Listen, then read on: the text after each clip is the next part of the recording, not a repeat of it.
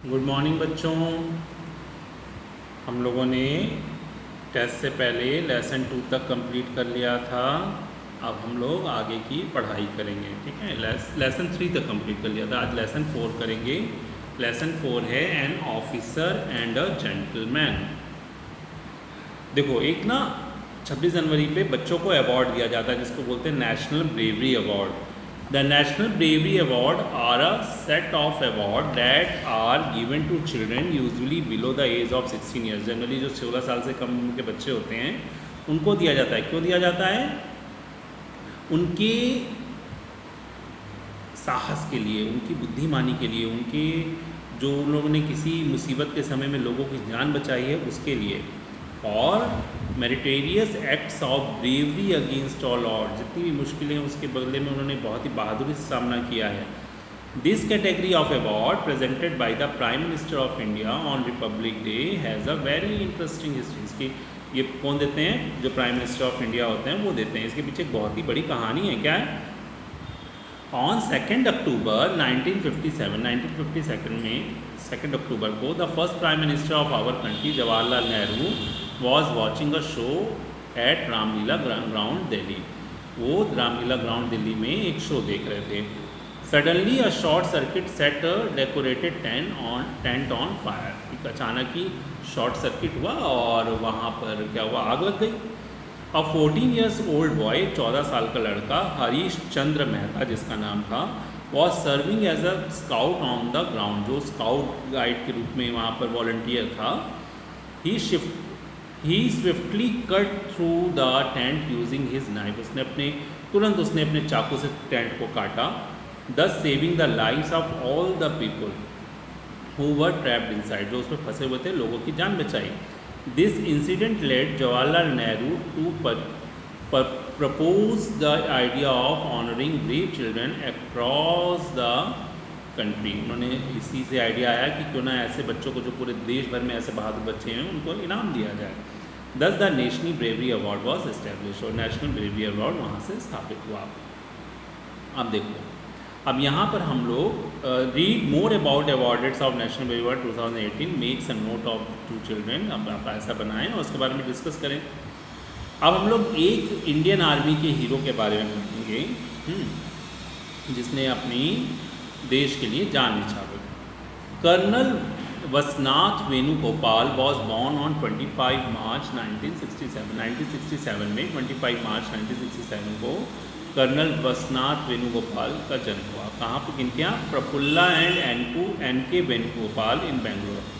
बेंगलोर में उनकी जो प्रफुल्ला और एन.के. वेणुगोपाल के यहाँ उनका जन्म हुआ।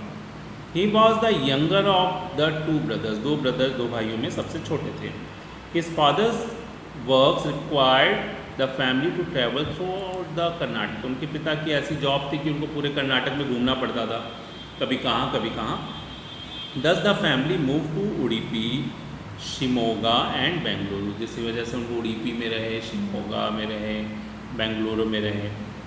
Colonel Vasanth school notebooks were always filled with detail drawing of battle tanks and uniform soldier. उनकी जो किताब कॉपी होती थी ना, वो हमेशा उसमें भरी रहती थी टैंक के और जो वर्दी पहने हुए जवानों की फ़ोटोओं से भरी रहती थी, ड्राइंग से।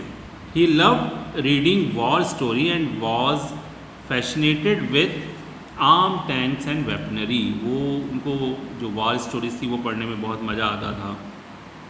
और जो आर्म टैंक्स हैं और जो वेपनरीज हैं उनके बारे में जानने में उनको बहुत क्यूरियोसिटी रहती थी, बहुत उत्सुकता रहती थी।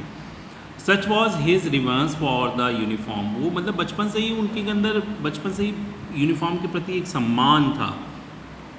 ही never fail to salute a policeman और अ गार्ड ऑन ड्यूटी। वो कभी भी किसी पुलिसमैन को सैल्यूट करने से चूकते नहीं थे, है ना। कोई गार्ड हो, ड्यूटी पे हो तो उसको तुरंत सैल्यूट करते थे। In college he joined the National Cadet Corps. जब वो कॉलेज में थे तो उन्होंने एनसीसी ज्वाइन किया। And participated in the Indo Canada World Youth Exchange Programme in 1986 to 87। 86-87 में उन्होंने Indo Canada World Youth Exchange Programme को किया। Colonel Vasanth join the Indian Army Academy in Dehradun in 1988 में उन्होंने इंडियन मिलिट्री एकेडमी को join किया। On 10 June 1989 he was commission into the Maratha light infantry.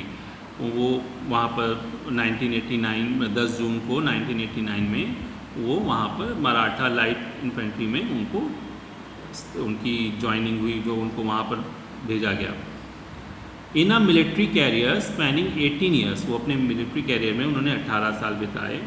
ही सर्व इन पठानकोट, उसमें कहाँ वो रहे, पठानकोट रहे, Sikkim, Gandhinagar, Ranchi, Bengaluru and various sectors of Jammu and Kashmir, और जम्मू कश्मीर के भी बहुत सारे सेक्टर्स में वो रहे।